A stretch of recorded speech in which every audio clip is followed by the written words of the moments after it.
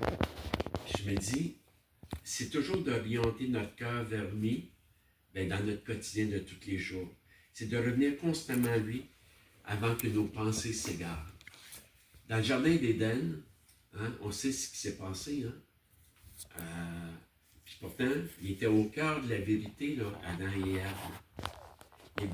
Il manquait de rien dans le jardin d'Éden. Hein? Il y avait tout. Dieu avait donné l'abondance dans le jardin. Mais l'ennemi est venu les déranger. Pourquoi l'ennemi est venu les déranger? Parce que c'est quoi? C'est qu'eux, c'est pas.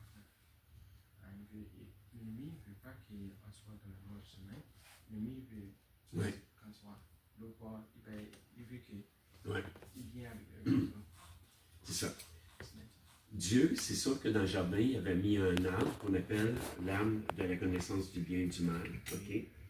Et pourquoi est-ce que Dieu avait planté cet arbre-là dans le jardin? Une bonne question.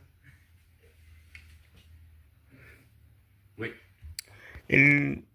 La capacité de choisir, d'être libre de choisir, d'être libre d'aimer. Et Dieu va plus loin que ça, il donne même la capacité, OK, de dire « J'accepte ton amour, je la refuse ». Puis ça, c'est vraiment l'amour de Dieu. Parce que sans liberté, il ne peut pas y avoir d'amour. Donc, quand Dieu a mis un arbre dans le jardin, OK, c'était en quelque part que Adam et Ève, il y avait un choix, OK, à faire. Dieu les avait interdits. Mais l'ennemi est venu les tenter par rapport à ce choix-là. Pourquoi l'ennemi est venu les tenter par rapport à ça? Qu'est-ce que l'ennemi est venu faire?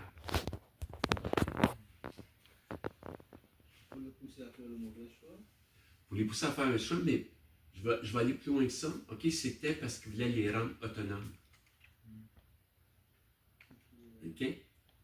Donc, il voulait que Adam et Ève deviennent, je vais le dire dans ces mots-là, OK, à la même place que Dieu. OK? En emmenant cette désobéissance-là, ce n'était pas juste le fait qu'ils transgressaient un interdit ou quoi que ce soit, mais le but de Satan, OK, c'était qu'ils soient en mesure eux-mêmes de décider ce qui est bien et ce qui est mal. Et c'est ce qu'on voit aujourd'hui dans la génération dans laquelle on vit. Chacun prend sa propre liberté. Chacun définit sa propre vérité. Chacun définit sa propre volonté, ses propres valeurs. Et qu'est-ce qui se passe avec tout ça?